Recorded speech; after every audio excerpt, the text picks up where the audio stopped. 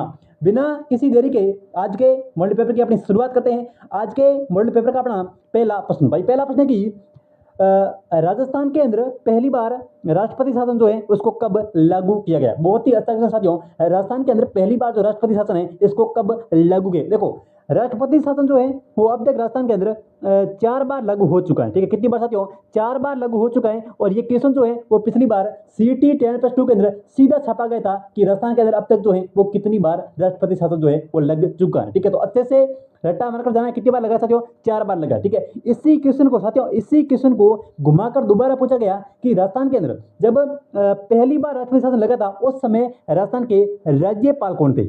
साथियों उस समय जो है वो राजस्थान के राज्यपाल कौन थे, तो साथियों उस समय राज्यपाल थे संपूर्णानंद। ठीक है, कौन थे भाई, संपूर्णानंद जो है वो उस समय राज्यपाल थे राजस्थान के जब पहली बार राष्ट्रपति शासन लगा था। अब आप बताओ कि पहली बार जो है वो कब लगा था। ऑप्शन ए 17 फरवरी 1980 को लगा था, ऑप्शन बी 15 दिसंबर 1992, ऑप्शन सी 13 मार्च 1967 और ऑप्शन डी 30 अप्रैल 1970। बताओ भाई कौन सा ऑप्शन जो है वो इनमें से सही हो जाएगा। राजस्थान के अंदर पहला राष्ट्रपति शासन। बिल्कुल बिल्कुल साथियों, जिनका भी भाई सी ऑप्शन आ गया, ठीक है, जिनका भी भाई सी ऑप्शन आ गया उनका तो क्या कहना भाई। ठीक है, उनकी तैयारी जो है वो बहुत ही बेहतरीन लेवल की है। साथियों देखो 13 मार्च 1967 को राजस्थान के अंदर पहली बार जो है वो राष्ट्रपति शासन लगाया गया। अब तक राजस्थान के अंदर 4 बार लग चुका है। ठीक है, और पहले जो राज्यपाल थे जब पहला बार राष्ट्रपति शासन लगा था उस समय राज्यपाल कौन थे, संपूर्णानंद जो है वो अपने उस समय राज्यपाल थे। ठीक है, अच्छे से चारों क्वेश्चन को जो है वो रट्टा मार कर जाना, स्टार लगा देना, कोई भी क्वेश्चन जो है वो दोबारा सब सकता है। ठीक है, हाँ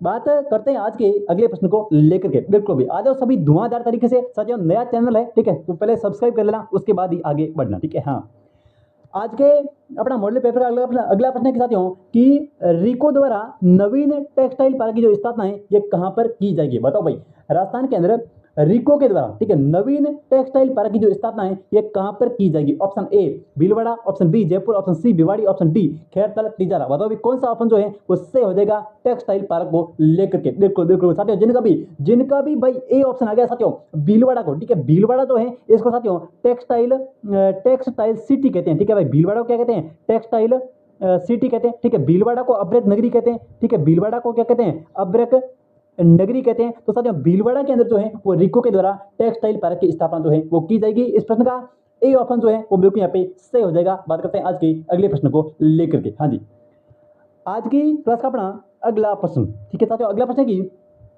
किस रोग के कारण रक्त के अंदर प्लेटलेट्स की कमी हो जाती है। बताओ भाई बहुत ही साथियों अच्छा क्वेश्चन है, किस रोग के कारण, ठीक है, किस रोग के कारण रक्त में प्लेटलेट्स की कमी हो जाती है। Option A chicken pox, option B मधुमेह, option C dengue, option D TB. बताओ भाई कौन सा ऑप्शन जो है वो सही हो जाएगा। बिल्कुल बिल्कुल साथियों, जिनका भी ऑप्शन आ गया सी, ठीक है, उनका सही हो जाएगा डेंगू रोग के कारण। साथियों डेंगू रोग जो है इसको कहते हैं हड्डी तोड़ बुखार। ठीक है, इस रोग को हड्डी तोड़ बुखार भी कहते हैं। ठीक है, इस रोग को हड्डी तोड़ बुखार भी। और जो ये डेंगू साथियों रोग जो है ये होता है रेबडो वायरस के कारण। ठीक है, सॉरी रेबडो नहीं, अरबो वायरस के कारण। ठीक है, किस वायरस के कारण, अरबो वायरस के कारण जो है वो ये रोग होता है। कौन सा, डेंगू रोग जो है ये अरबो वायरस के कारण होता है। ठीक है, इसके अंदर जो अपना खून होता है उसके अंदर प्लेटलेट्स की कमी हो जाती है। ठीक है, तो इस प्रश्न का सी ऑप्शन बिल्कुल यहाँ पे सही हो जाएगा। बात करते हैं आज के अगले प्रश्न को लेकर के। हाँ जी भाई, सांस लो, पानी पियो और आ जाओ, आराम से आगे बढ़ते हैं। ठीक है, हाँ आज की क्लास का अपना अगला प्रश्न देखो भाई, अगला प्रश्न है कि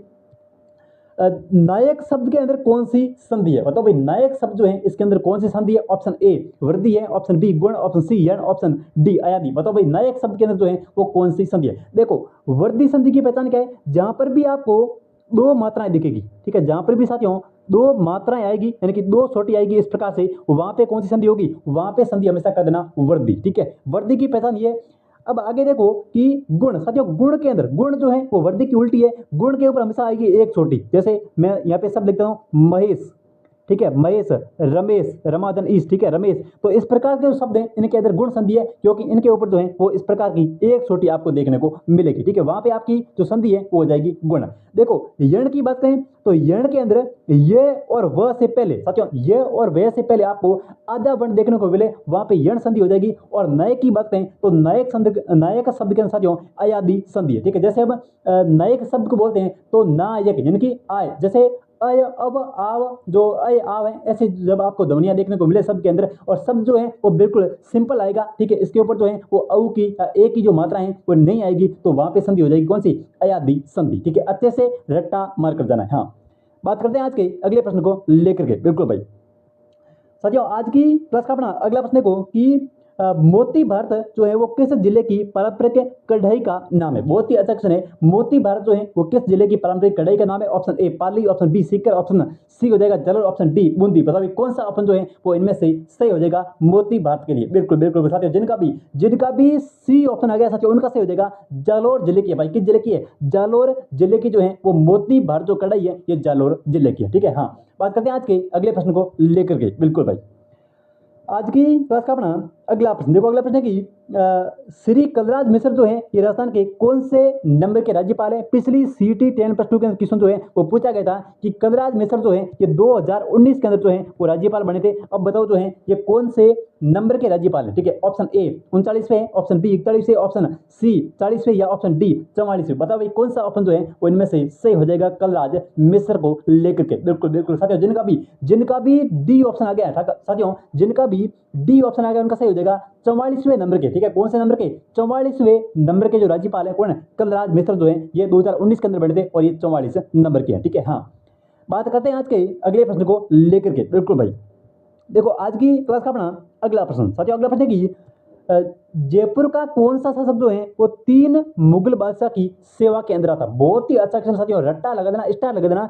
को कौन सा शासक जो है वो जयपुर का ऐसा था जो 3 मुगल बादशाह, देखो 3 मुगल बादशाह कौन से थे। एक तो था जहांगीर, एक तो साथियों कौन था, जहांगीर था, ठीक है, जहांगीर। और एक था शाहजहां, ठीक है, जहांगीर शाहजहां, ठीक है, जहांगीर शाहजहां और औरंगजेब, ठीक है, जहांगीर शाहजहां और औरंगजेब जो है इन तीनों की साथियों, इन तीनों की सेवा में रहने वाला जयपुर का शासक कौन था। Option A Sawai Jaisingh, option B Raja Man Singh थे, ऑप्शन सी है मिर्जा राजा जयसिंह या ऑप्शन डी सवाई माधो सिंह। बताओ भाई कौन सा ऑप्शन जो है वो सही हो जाएगा जहांगीर शाहजहां और औरंगजेब की सेवा में रहने वाला जयपुर का शासक। बिल्कुल बिल्कुल बिल्कुल साथियों, जिनका भी ऑप्शन आ गया है सी मिर्जा राजा जयसिंह जो है ये इन 3 मुगल बादशाहों की सेवा के अंदर रहे थे, मिर्जा राजा जयसिंह, ठीक है। तो इस प्रश्न का सी ऑप्शन बिल्कुल आपका सही हो जाएगा। बात करते हैं आज के अगले प्रश्न को लेकर के। हाँ जी, आज की क्लास का अपना अगला प्रश्न साथियों, अगला प्रश्न है कि नशा मुक्ति सखी अभियान का संबंध जो है वो किस जिले से है। साथियों स्टार लगा देना लेकिन भूल मत जाना। देखो नशा मुक्ति सखी अभियान जो है ये किस जिले का है। ऑप्शन ए जयपुर का है, option B Jodhpur, option C Ajmer, option D Hanumangarh. बताओ भाई कौन सा ऑप्शन जो सही हो जाएगा नशा मुक्ति सखी अभियान को लेकर के। बिल्कुल बिल्कुल बिल्कुल, जिनका भी डी ऑप्शन आ गया साथियों हनुमानगढ़ जिला, ठीक है, हनुमानगढ़ जिले के अंदर जो है वो हाल ही के अंदर नशा मुक्ति जो सखी अभियान है ये हनुमानगढ़ जिले के अंदर चलाया गया, ठीक है। बहुत ही अच्छा क्वेश्चन है, हनुमानगढ़ जिला इस प्रश्न का सही ऑप्शन हो जाएगा। बात करते हैं आज के अगले प्रश्न को लेकर के। हाँ जी, आज की क्लास का अपना अगला प्रश्न देखो। अगला प्रश्न है कि जमुना लाल साथियों, देखो जमुना लाल बजाज और कपूर चंद पाटनी का संबंध जो है वो किस प्रजा मंडल से है। देखो Jaipur option A Jodhpur, option B Jaipur, option C Bikaner, option D Kota. बताओ भाई कौन सा ऑप्शन जो है वो सही हो जाएगा जमुना लाल बजाज और कपूर चंद पाटनी को लेकर के। बिल्कुल बिल्कुल, जिनका भी बी ऑप्शन है। देखो जयपुर प्रजा मंडल की स्थापना हुई थी 1931 के अंदर, ठीक है, किसके द्वारा की गई, तो कपूर चंद पाटनी के द्वारा। साथियों जो है वो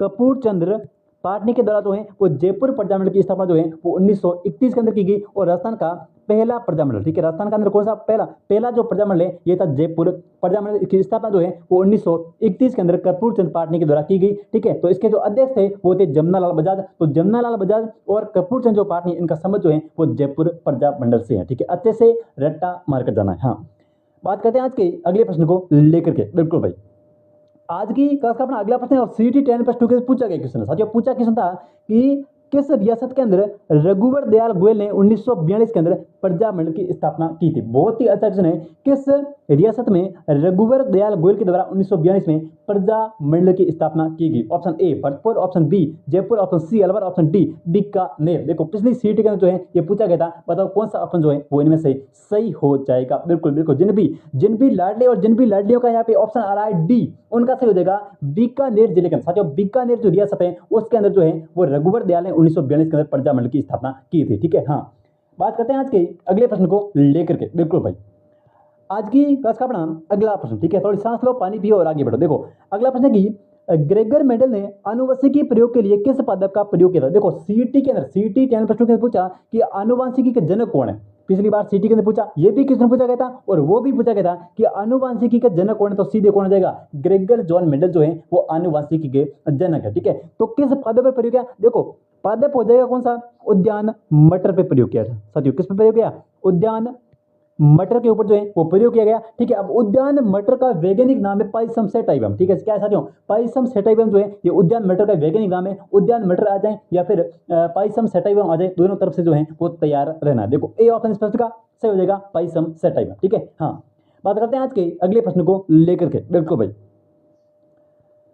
आज की क्लास का अपना अगला प्रश्न देखो कि 1948 में किस राज्य के शासक को मत्स्य संघ का राज्य प्रमुख जो है वो बनाया गया? बहुत ही अच्छा क्वेश्चन है। किस यानी कि 1948 में किस राज्य के शासक को मत्स्य संघ का जो है वो राज्य प्रमुख बनाया गया? साथियों बहुत ही अच्छा क्वेश्चन है। देखो मत्स्य संघ जो है ये राजस्थान के एकीकरण का पहला अपना चरण था, तो ये शुरू हुआ था 18 मार्च 1948 से। ठीक है, कब शुरू हुआ साथियों?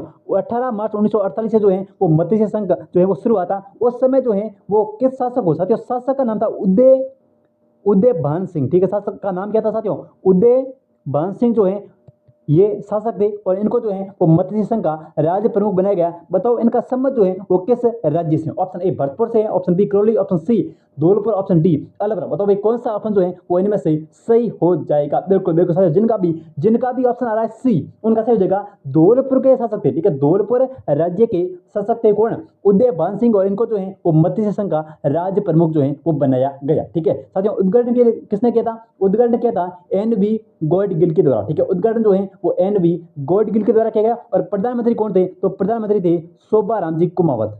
ठीक है, शोभाराम जी कुमावत जो है वो अपने प्रधानमंत्री थे किसके? मत्स्य संघ के। ठीक है, हाँ इस प्रश्न का सी ऑप्शन यहाँ पे सही हो जाएगा। बात करते हैं आज के अगले प्रश्न को लेकर के। बिल्कुल भाई, आज की क्लास का अपना अगला प्रश्न देखो। अगला प्रश्न है कि निम्नलिखित में से साथियों निम्नलिखित में से कौन सा एक आनुवंशिक रोग है? बताओ भाई निम्नलिखित में से कौन सा जो है वो एक आनुवंशिक रोग है? बिल्कुल देखो, ए ऑप्शन है sickle cell anaemia, option B हेजा, option C AIDS, option D malaria. बताओ भाई कौन सा ऑप्शन इनमें से सही हो जाएगा आनुवंशिक रोग को लेकर के? बिल्कुल बिल्कुल साथियों, जिनका भी ए ऑप्शन आ गया। ठीक है, तो सिकल सेल एनीमिया जो है ये एक आनुवंशिक रोग है। ठीक है, सिकल सेल एनीमिया जो है ये एक आनुवंशिक रोग है। बहुत ही अच्छा क्वेश्चन है, इस प्रश्न का ए ऑप्शन यहाँ पे सही हो जाएगा। बात करते हैं आज की अगले प्रश्न को लेकर के। बिल्कुल भाई, आज की क्लास का देखो अगला प्रश्न साथियों, अगला प्रश्न की राज्य पुनर्गठन आयोग के अध्यक्ष कौन थे? बहुत ही अच्छा क्वेश्चन। देखो पुनर्गठन आयोग बना था 1 नवंबर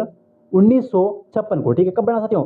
1 नवंबर 1956 को जो है वो पुनर्गठन आयोग बनाया गया। पुनर्गठन आयोग के तहत साथियों, पुनर्गठन आयोग के तहत अजमेर, ठीक है अजमेर और अपना माउंट आबू वाला क्षेत्र, ठीक है अजमेर और माउंट आबू वाला जो क्षेत्र है इसको जो है वो राजस्थान के अंदर शामिल किया गया। किसको?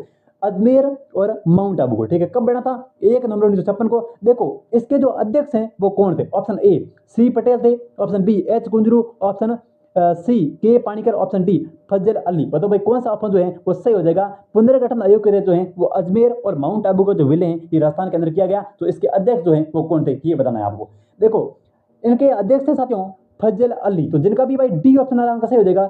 फजल अली जो है ये राजस्थान राज्य पुनर्गठन आयोग के जो है वो अध्यक्ष थे कौन? फजल अली। ठीक है, हाँ बात करते हैं आज के अगले प्रश्न को लेकर के। बिल्कुल भाई, देखो क्वेश्चन ऐसे भी पूछ सकता है कि अजमेर और माउंट आबू का जो विलय है ये किस आयोग के तहत किया गया? साथियों अजमेर और माउंट आबू का जो विलय है ये किसकी सिफारिश के ऊपर किया गया? तो ये राज्य पुनर्गठन आयोग की सिफारिश के ऊपर किया गया। ठीक है, 1 नवंबर 1956 को किया गया, और ये जो है इसके अध्यक्ष जो है वो फजल अली थी। ठीक है, अच्छे से हर एक प्रश्न को रट्टा मानकर जाना ताकि एक भी प्रश्न जो है वो आपका गलत नहीं जाना चाहिए। हाँ बात करते हैं आज के अगले प्रश्न को लेकर के। बिल्कुल भाई, आज की क्लास का अपना देखो अगला प्रश्न कि भारत निर्वाचन आयोग के द्वारा जारी सोशल मीडिया रैंकिंग में राजस्थान जो है वो कौन से नंबर पर है? बहुत ही अच्छा क्वेश्चन है, स्टार लगा देना लेकिन भूल मत जाना। देखो भारत निर्वाचन आयोग के द्वारा सोशल मीडिया रैंकिंग जो है वो जारी की जाती है, और उसमें आपको बताना है कि राजस्थान का कौन सा नंबर है। ऑप्शन ए पहला है, ऑप्शन दूसरा है, ऑप्शन सी तृतीय, ऑप्शन डी चतुर्थ। बताओ भाई कौन सा ऑप्शन सही हो जाएगा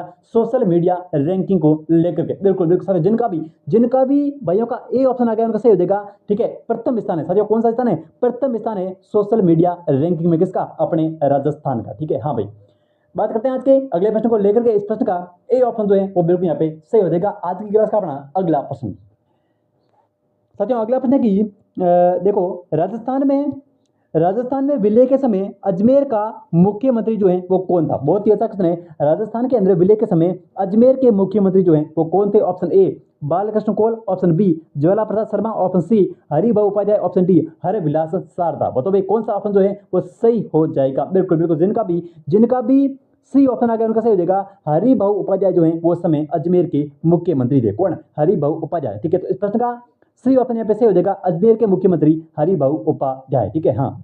बात करते हैं आज के अगले प्रश्न को लेकर के। आज की क्लास का अपना अगला प्रश्न, साथियों अगला प्रश्न है कि अजमेर मेरवाड़ा का राजस्थान के अंदर विलय जो है वो कब हुआ था। मैंने आपको बताया था अजमेर मेरवाड़ा जो माउंट आबू वाला क्षेत्र है, इसका विलय जो है वो ये हुआ था 1 नवंबर 1956 को। कब हुआ? 1 नवंबर 1956 को हुआ था। और राज्य पुनर्गठन आयोग, ठीक है, राज्य पुनर्गठन आयोग की जो है वो सिफारिश पर जो है वो इनका विलय जो है वो राजस्थान के अंदर किया गया, राज्य पुनर्गठन आयोग की सिफारिश के ऊपर। ठीक है, तो इसके अध्यक्ष कौन थे? अरे अभी तो बताया, अध्यक्ष जो है ये थे फजल अली भाई। कौन थे? फजल अली जो है वो इसके क्या थे? अध्यक्ष थे। अच्छे से जो है वो रट्टा मार कर देना। ठीक है, तो अजमेर मेरवाड़ा और माउंट आबू का और टोडगढ़ वाला क्षेत्र जो है इसका विलय राजस्थान के अंदर हुआ था 1 नवंबर 1956 को। ठीक है, राज्य पुनर्गठन आयोग की सिफारिश पर हुआ और इसके जो अध्यक्ष हैं ये थे फजल अली। ठीक है, उम्मीद करता हूं जो है वो भूलोगे नहीं। देखो आज की क्लास का अपना अगला प्रश्न भाई, साथियों अगला प्रश्न है कि शुद्ध के लिए, देखो शुद्ध के लिए युद्ध अभियान जो है इसका नाम बदलकर जो है वो क्या कर। देखो आपको लास्ट के अंदर बताना है कि आपके कितने प्रश्न जो है वो सही होते हैं। आपके 40% का जो स्कोर है ये बन रहा है या फिर नहीं बन रहा है। देखो शुद्ध के लिए युद्ध अभियान है, पहले इसका ये नाम था, अब इसका नाम बदलकर एक नया नाम रखा गया है। तो आपको बताना है कि वो नया नाम कौन सा है। ऑप्शन ए शुद्ध आहार अभियान, ऑप्शन बी शुद्ध अभियान सहकार, ऑप्शन सी शुद्ध आहार मिलावट पर वार, या ऑप्शन डी है शुद्ध के लिए मिलावट पर वार। बताओ भाई कौन सा ऑप्शन जो है वो सही हो जाएगा। शुद्ध के लिए युद्ध अभियान। बिल्कुल बिल्कुल साथियों, जिनका भी सी ऑप्शन उनका सही हो जाएगा, शुद्ध आहार और मिलावट पर वार। साथियों शुद्ध आहार और मिलावट पर वार, ये पहले शुद्ध के लिए युद्ध अभियान है और इसका जो नाम है वो अब है शुद्ध आहार मिलावट पर वार। ठीक है, तो इस प्रश्न का आपका सी ऑप्शन जो है वो यहाँ पे सही हो जाएगा। बात करते हैं आज के अगले प्रश्न को लेकर के। बिल्कुल भाई, आज की क्लास का अपना अगला प्रश्न, साथियों अगला प्रश्न है कि प्रताप सिंह जो है वो भारत को, प्रताप सिंह साथियों भारत नहीं है, यहाँ पे प्रताप सिंह बारठ है। ठीक है, प्रताप सिंह बारठ को किस केस के तहत जो है वो बरेली जेल भेजा गया। बहुत ही अच्छा क्वेश्चन है। प्रताप सिंह बारठ को, साथियों प्रताप सिंह बारठ की बात करें तो इनका संबंध जो है वो उदयपुर जिले से है। ठीक है, इनका जन्म जो है ये उदयपुर के अंदर हुआ था। तो ये क्वेश्चन जो है वो पूछा गया था कि प्रताप सिंह बारठ का जन्म जो है वो, या प्रताप सिंह बारठ का संबंध जो है वो किस जिले से। तो साथियों उदयपुर जिले से अच्छे से भाई है वो रट्टा मार कर देना। देखो किस केस के तहत भेजा? ऑप्शन ए अलीपुर षड्यंत्र में भेजा, ऑप्शन बी लाहौर के अंदर, ऑप्शन सी बनारस षड्यंत्र केस, या ऑप्शन डी मेरठ षड्यंत्र केस। बताओ भाई कौन सा ऑप्शन जो है वो इनमें सही हो जाएगा प्रताप सिंह बारठ के लिए। बिल्कुल बिल्कुल बिल्कुल साथियों, जिनका भी सी ऑप्शन आ गया उनका सही हो जाएगा। बनारस षड्यंत्र केस के अंदर जो है वो प्रताप सिंह बारठ को बरेली जो जेल है उसके अंदर भेजा गया था और इनका संबंध जो है ये उदयपुर जिले से है। ठीक है, हाँ भाई बिल्कुल।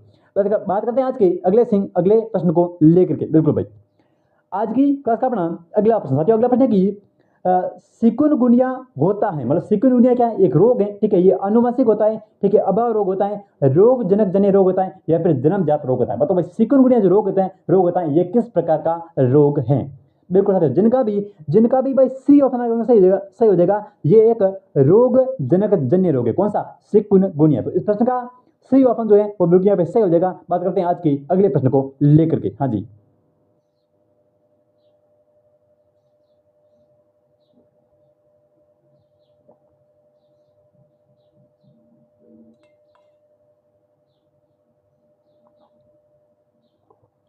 आज की क्लास का अपना साथियों अगला प्रश्न देखो। अगला प्रश्न है कि रियासतों के विलय के समय जोधपुर राज्य का महाराजा कौन था। बहुत ही अच्छा क्वेश्चन है। रियासतों का जब विलय हुआ था उस समय जोधपुर जो राज्य है उसका महाराजा जो है वो कौन था। Option A Jaswant Singh, option B Bhopal Singh, option C Hanumant Singh, option D Bhim Singh. बताओ भाई कौन सा ऑप्शन जो है वो सही हो जाएगा। रियासतों के विलय के समय जोधपुर राज्य का महाराजा कौन था। देखो भोपाल सिंह अपने थे मेवाड़ के, ठीक है, मेवाड़ के राजा कौन थे? भोपाल सिंह थे। और भीम सिंह की बात करें तो भीम सिंह भाई साहब थे कोटा की।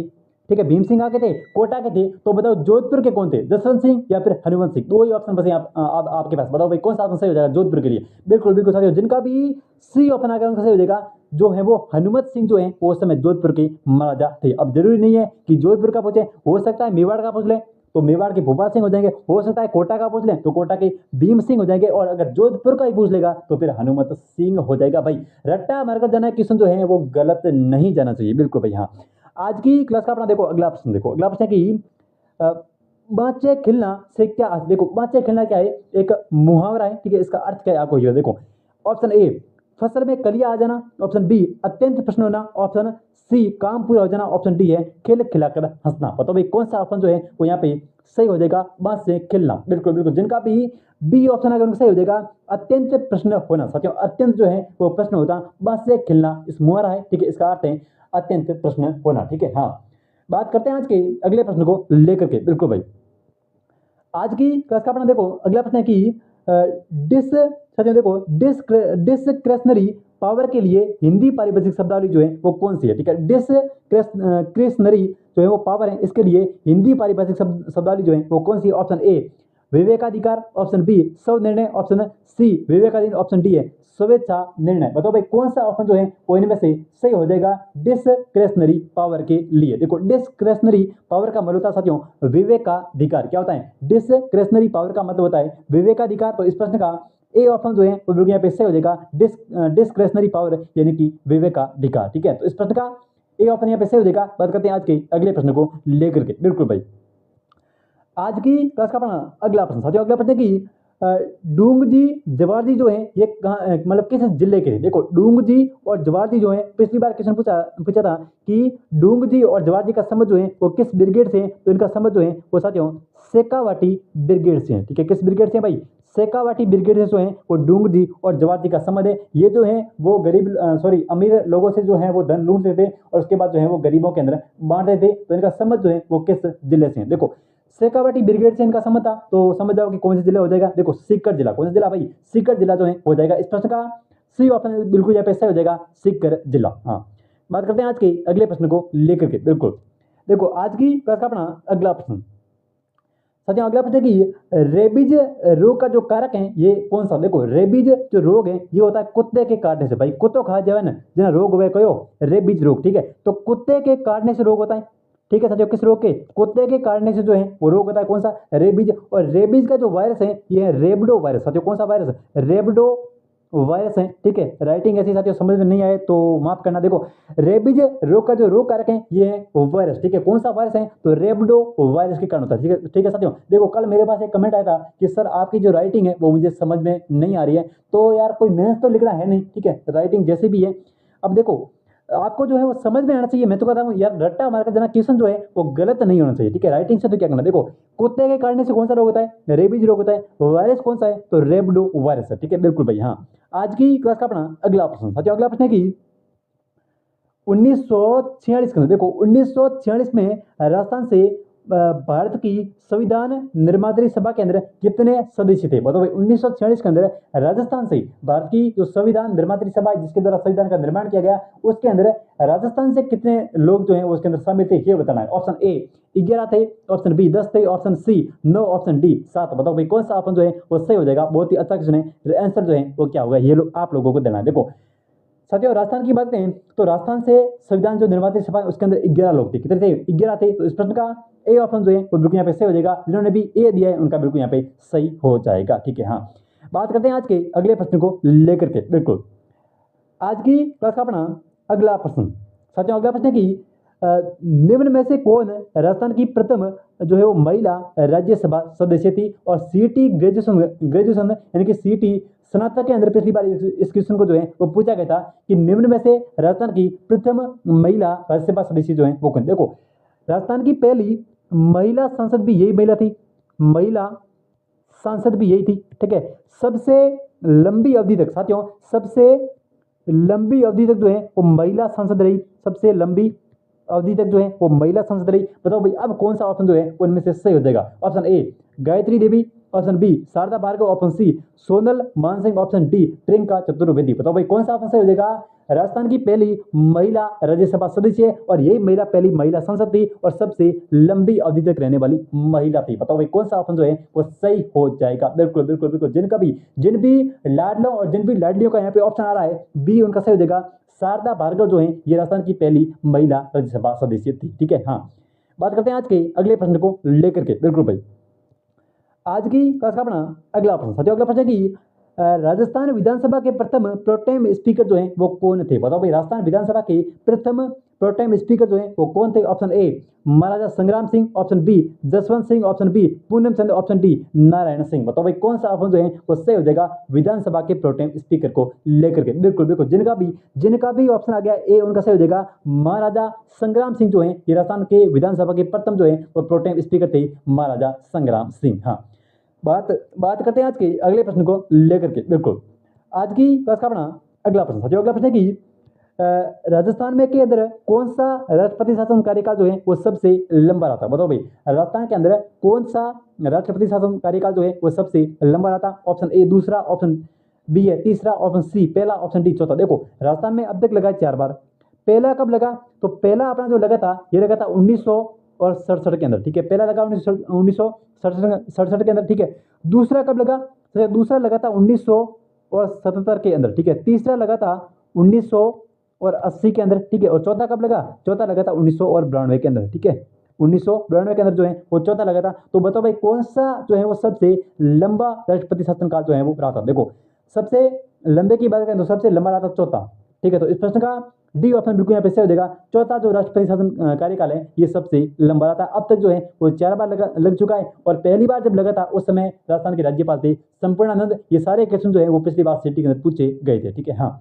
आज की क्लास का अपना अगला प्रश्न, सत्य अगला प्रश्न है कि राज्यपाल की, देखो, राज्यपाल की अध्यादेश शक्ति जो है वो भारतीय संविधान के किस अनुच्छेद के अंदर बताई गई है? ठीक है, राज्यपाल की अध्यादेश शक्ति जो है वो किस संविधान के अनुच्छेद के अंदर बताई गई है? Option A 203, option B 103, option C 213, option D 123। बताओ भाई कौन सा ऑप्शन सही हो जाएगा राज्यपाल की अध्यादेश की शक्ति को लेकर के? बिल्कुल बिल्कुल, जिनका भी सी ऑप्शन आगे उनका सही हो जाएगा राज्यपाल के द्वारा 213 के अंदर। साथियों, भारतीय संविधान के अनुच्छेद 213 के अंदर जो है वो राज्यपाल के अध्यादेश की संबंधित जो शक्ति है उसका वर्णन जो है वो 213 के अंदर जो है वो किया गया है। तो इस प्रश्न का सी ऑप्शन आपका सही हो जाएगा। बात करते हैं आज के अगले प्रश्न को लेकर के। हाँ जी, आज की क्लास का अपना अगला प्रश्न, साथियों अगला प्रश्न है कि राजस्थान के वर्तमान के अंदर मुख्य सूचना आयुक्त कौन है? बहुत ही अच्छा क्वेश्चन है। राजस्थान के अंदर वर्तमान के अंदर मुख्य सूचना आयुक्त जो है वो कौन है? Option A Juraram Kumar. देखो, जुराराम कुमार जो है ये वर्तमान उद्योग और डेयरी मंत्री, पशुपालन और डेयरी मंत्री कौन है? अपने जुराराम जी कुमार। नवीन महाजन, RS राठौड़ या फिर मोहनलाल लाठर। देखो, राजस्थान के अंदर वर्तमान जो मुख्य सूचना आयुक्त है ये मोहनलाल लाठर। ठीक है, तो इस प्रश्न का डी ऑप्शन आपके बिल्कुल यहाँ पे हो जाएगा। मोहनलाल लाठर जो है ये वर्तमान के अंदर अपने राजस्थान के मुख्य सूचना आयुक्त हैं। ठीक है, हाँ। बात करते हैं आज के अगले प्रश्न को लेकर के। बिल्कुल भाई,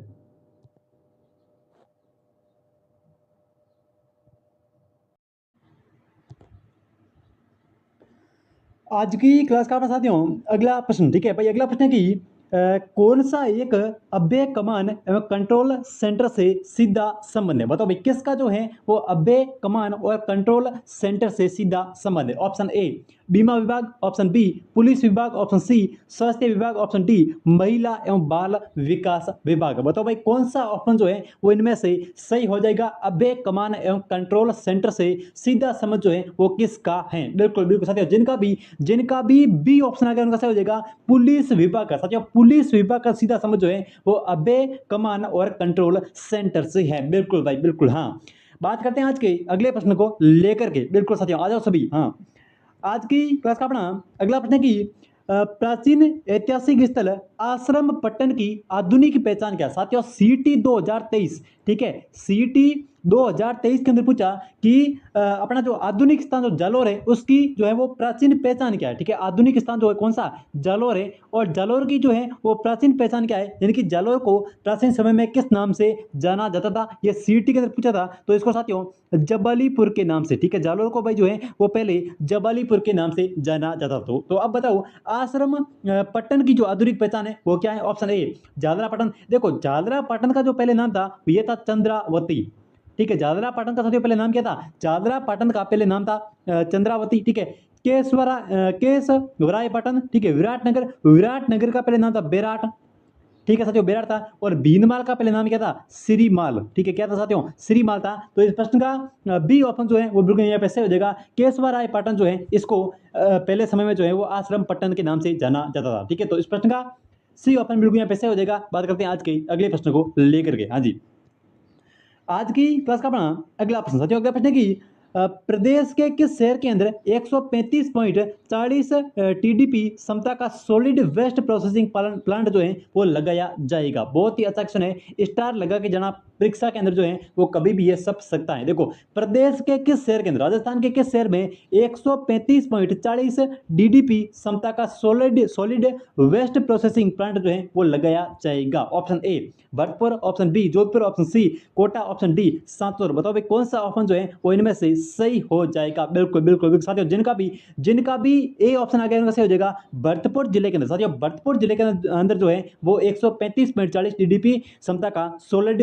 वेस्ट जो प्रोसेसिंग प्लांट है ये लगाया जाएगा। ठीक है, तो इस प्रश्न का ए ऑप्शन आपका बिल्कुल यहाँ पे सही हो जाएगा। बात करते हैं आज के अगले प्रश्न को लेकर के। बिल्कुल भाई, आज की क्लास का अपना अगला प्रश्न साथियों, अगला प्रश्न है कि निम्नलिखित में से शरीर के पाचन तंत्र का भाग नहीं है, मतलब इनमें से आपको बताना है कि कौन सा जो है वो पाचन तंत्र का भाग नहीं है। ऑप्शन ए ग्रसनी, ऑप्शन बी पलिया, ऑप्शन सी गुदा, ऑप्शन डी मुंह। बताओ भाई कौन सा ऑप्शन जो है वो इनमें से सही हो जाएगा? शरीर के पाचन तंत्र का भाग नहीं है साथियों, बी ऑप्शन इस प्रश्न का बिल्कुल सही हो जाएगा।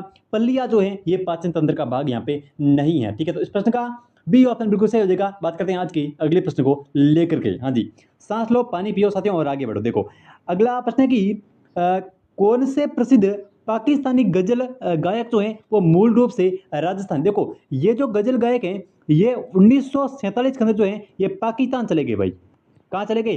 है तो राजस्थान के, लेकिन 1947 के अंदर ये है वो पाकिस्तान चले गए। तो मूल रूप से राजस्थानी है और जो है वो रहते हैं पाकिस्तान के अंदर। तो बताओ कौन सा ऑप्शन सही हो जाएगा? Option A Mehdi Hassan, option B Gulab Ali, option C Farida Khanum, option D है रूना लैला। तो बताइए कौन सा ऑप्शन जो है वो यहाँ पे सही हो जाएगा? मूल रूप से राजस्थानी है।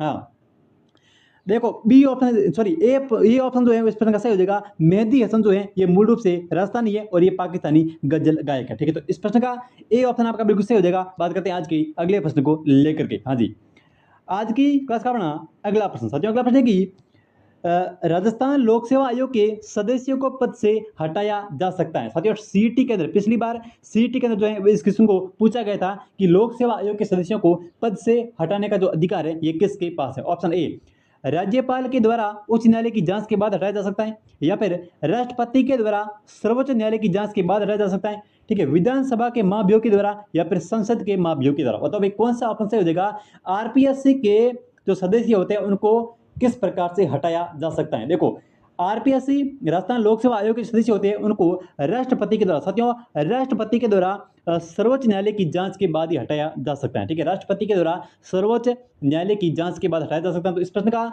बी ऑप्शन आपका बिल्कुल यहाँ पे सही हो जाएगा, राष्ट्रपति के द्वारा सर्वोच्च न्यायालय की जांच के बाद। ठीक है, हाँ, बात करते हैं आज के अगले प्रश्न को लेकर के। बिल्कुल भाई, आज की क्लास का अपना अगला प्रश्न साथियों, अगला प्रश्न है कि राजस्थान लोक सेवा आयोग के सदस्यों की संख्या जो है वो देखो अध्यक्ष सहित संख्या जो है वो कितनी होती है? देखो, राजस्थान लोक सेवा आयोग आरपीएससी की सदस्यों की संख्या जो है वो अध्यक्ष सहित कितनी होती है? देखो, एक तो होता है अध्यक्ष, ठीक है, और 7 होते हैं क्या अन्य सदस्य। तो कुल सदस्य संख्या कितनी होती है? 8 होती है भाई। ठीक है, कुल कितनी होती है? देखो, आपसे अध्यक्ष के अलावा पूछे तो 7 हो जाएगी, ठीक है, अध्यक्ष सहित पूछे तो कितनी हो जाएगी? 8 हो जाएगी। ठीक है, तो इस प्रश्न का डी ऑप्शन बिल्कुल सही हो जाएगा। बात करते हैं आज के अगले प्रश्न को लेकर के। हाँ जी, आज की क्लास का अपना अगला प्रश्न साथियों, अगला प्रश्न है कि रक्त में श्वेत रुधिर कोशिकाओं की संख्या लाल रुधिर कणिकाओं की तुलना में कितनी होती है? मतलब बराबर होती है, ज्यादा होती है, कम होती है, या फिर जब तक बदलती रहती है? बताओ भाई। देखो, रक्त के अंदर श्वेत जो रुधिर कणिकाएं होती है उसकी संख्या के अंदर लाल रुधिर जो कणिकाएं होती है वो साथियों कम होती हैं। ठीक है, अनुपात अगर पूछे तो 700 अनुपात 1 होता है। ठीक है, क्या होता है? 700 अनुपात जो है वो 1 होता है, यानी कि लाल रक्त कणिका जो होती है ये मतलब कम होती है और श्वेत रक्त कणिका जो होती है वो अधिक होती है। ठीक है, तो इस प्रश्न का सी ऑप्शन बिल्कुल यहाँ पे सही हो जाएगा। अनुपात पूछ ले तो 700 अनुपात 1 हो जाएगा। ठीक है, हाँ, बात करते हैं आज के अगले प्रश्न को लेकर के। बिल्कुल भाई, आज की क्लास का अपना अगला प्रश्न साथियों, अगला प्रश्न है कि मनुष्य के शरीर का तापमान जो है वो कितना होता है? बताओ भाई, मनुष्य के शरीर का तापमान जो है वो कितना होता है? Option A 27 degree Celsius, option B 37 degree, option C 78 degree, option D हो जाएगा 98 पॉइंट, देखो 98.4 डिग्री सेल्सियस है, ये सेल्सियस नहीं होता साथियों, ये होता है फॉरेन हाइट में। ठीक है, किस में होता है साथियों, फॉरेन हाइट के अगर अंदर आपसे पूछे तो हो जाएगा 98.4। ठीक है, 98.4 डिग्री जो है ये फॉरेन हाइट में होता है। ठीक है, और मनुष्य का शरीर तापमान जो है वो अगर सेल्सियस में पूछे तो हो जाएगा 37 डिग्री सेल्सियस। ठीक है, तो इस प्रश्न का बी ऑप्शन बिल्कुल यहाँ पे सही हो जाएगा, 37 डिग्री सेल्सियस। ठीक है, हाँ बात करते हैं आज के अगले प्रश्न को लेकर के, यहाँ पे हो जाएगा 37 डिग्री सेल्सियस। ठीक है, आज की क्लास का अपना अगला प्रश्न साथियों, अगला प्रश्न है कि किस वर्ष में राजस्थान राज्य महिला आयोग की स्थापना हुई थी। बहुत ही अच्छा क्वेश्चन है, किस वर्ष के अंदर राजस्थान राज्य महिला आयोग की स्थापना। देखो महिला आयोग की बात करें तो साथियों option A 1998, option B 1987, option C 1999, option D है 1996। बताओ भाई कौन सा ऑप्शन सही हो जाएगा राजस्थान राज्य महिला आयोग को लेकर के। साथियों बिल्कुल देखो राजस्थान राज्य महिला आयोग की बात करें तो इसकी स्थापना हुई थी 15 मई 1999 के अंदर। ठीक है साथियों, 1999 के अंदर जो है वो राजस्थान राज्य महिला आयोग की स्थापना जो है वो जयपुर जिले के अंदर हुई थी। ठीक है, किस जिले के अंदर, जयपुर जिले के अंदर जो है वो 15 मई 1999 के अंदर राजस्थान राज्य महिला आयोग की स्थापना हुई थी। तो इस प्रश्न का सही ऑप्शन बिल्कुल यहाँ पे सही हो जाएगा 1999। ठीक है, हाँ बात करते हैं आज के अगले प्रश्न को लेकर के। बिल्कुल आज की क्लास का अपना अगला प्रश्न साथियों, अगला प्रश्न है कि राजस्थान लोक सेवा आयोग के अध्यक्ष को निलंबित किया जा सकता है। बहुत ही अच्छा क्वेश्चन साथियों, राजस्थान लोक सेवा आयोग आरपीएससी के अध्यक्ष जो होता है, देखो कुल संख्या कितनी थी मैंने आपको बताया, एक होता है अध्यक्ष और 7 जो है वो अन्य होते हैं, तो 8 सदस्यों की संख्या कुल होती है। ठीक है, अब बताओ अध्यक्ष को निलंबित किसके द्वारा किया जा सकता है। ऑप्शन ए राजस्थान के मुख्यमंत्री कर सकते हैं, राजस्थान के मुख्य सचिव कर सकते हैं, राजस्थान के राज्यपाल कर सकते हैं, या फिर अपना उच्च न्यायालय यानी कि हाईकोर्ट के मुख्य न्यायाधीश के द्वारा किया जा सकता है। बताओ भाई आयोग के जो अध्यक्ष होता है उसको निलंबित किसके द्वारा किया जा सकता है। बिल्कुल बिल्कुल साथियों, जिनका भी यहाँ पे सी ऑप्शन आ रहा है उनका सही हो जाएगा राजस्थान के राज्यपाल के द्वारा। साथियों राजस्थान के राज्यपाल के द्वारा आरपीएससी के अध्यक्ष को निलंबित किया जा सकता है। बिल्कुल भाई, हाँ बात करते हैं आज के अगले प्रश्न को लेकर के। बिल्कुल भाई आज की क्लास का अपना अगला प्रश्न साथियों, अगला प्रश्न है कि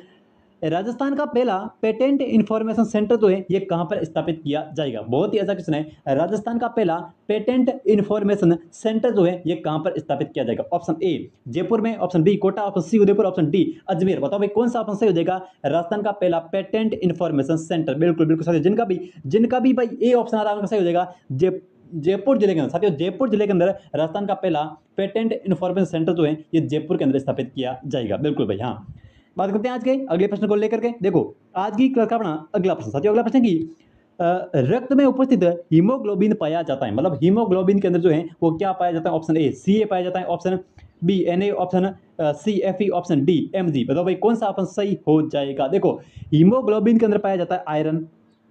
ठीक है साथियों, क्या पाया जाता है, आयरन पाया जाता है, और आयरन को कहते हैं Fe। ठीक है, तो इस प्रश्न का सी ऑप्शन बिल्कुल यहाँ पे सही हो जाएगा सीटी। साथियों सीटी के अंदर पिछली बार सीटी के अंदर पूछा जो गर्भवती महिला होती है ना, ठीक है साथियों गर्भवती महिला होती है उनके अंदर हीमोग्लोबिन की मात्रा कितनी होती है। बहुत ही अच्छा क्वेश्चन था, हीमोग्लोबिन की जो मात्रा होती है ये गर्भवती महिलाओं के अंदर कितनी होती है, तो ये साथियों होती है 11 ग्राम। ठीक है, 11 ग्राम डेसी लीटर। ठीक है, 11 ग्राम डेसी लीटर होती है, 11 ग्राम। ठीक है, अच्छे से याद रखना, गर्भवती महिलाओं के अंदर जो हीमोग्लोबिन की मात्रा होती है वो होती है 11 ग्राम डेसी लीटर। ठीक है, हाँ तो यहाँ पे सी ऑप्शन आपका सही हो जाएगा। बात करते हैं आज के अगले प्रश्न को लेकर के। बिल्कुल भाई आज की क्लास का अपना अगला प्रश्न साथियों, अगला प्रश्न है कि शरीर में लाल रुधिर कणिकाओं की कमी को क्या कहते हैं। बताओ भाई शरीर के अंदर जब आरबीसी की कमी हो जाती है, ठीक है खून के अंदर, तो उसको क्या कहते हैं। Option A glycaemia, option B lipidaemia, option C anaemia, option D thrombocytopenia. बताओ भाई कौन सा ऑप्शन सही हो जाएगा जब रक्त के अंदर आरबीसी की जो है वो कमी हो जाती है। देखो उसको कहते हैं साथियों एनीमिया। ठीक है, तो इस प्रश्न का सी ऑप्शन बिल्कुल सही हो जाएगा एनीमिया। आरबीसी के अंदर जो है वो शरीर में आरबीसी की जब कमी होती है तो उसको एनीमिया कहते हैं। ठीक है, हाँ भाई आज की क्लास का अपना अगला प्रश्न देखो, अगला प्रश्न है कि राजस्थान राज्य महिला आयोग की प्रथम अध्यक्ष जो है वो कौन थी। देखो राजस्थान राज्य महिला आयोग की जो प्रथम अध्यक्ष कौन थी। Option A Kanta Khatoria, option B Tara Bhandari, option C Girija Vyas, option D Lad Kumari Jain. बताओ भाई राजस्थान राज्य महिला आयोग की जो स्थापना है ये 15 मई 1999 के अंदर हुई थी। कब हुई थी, 15 मई 1999 के अंदर जयपुर के अंदर इसकी स्थापना की गई। ठीक है, किस जिले के अंदर, जयपुर जिले के अंदर। तो बताओ पहली महिला अध्यक्ष जो है वो कौन थी। कांता खतोरिया थी साथियों, कौन थी, कांता खतोरिया थी। इस प्रश्न का ए ऑप्शन जो है वो बिल्कुल यहाँ पे आपका सही हो जाएगा। ये था अपना आज का मॉडल पेपर। मिलते हैं कल एक नए मॉडल पेपर के साथ। कल शाम 6 बजे तैयार रहना। चैनल पर नए हो तो अभी से सब्सक्राइब करके रख लेना। ठीक है, हाँ।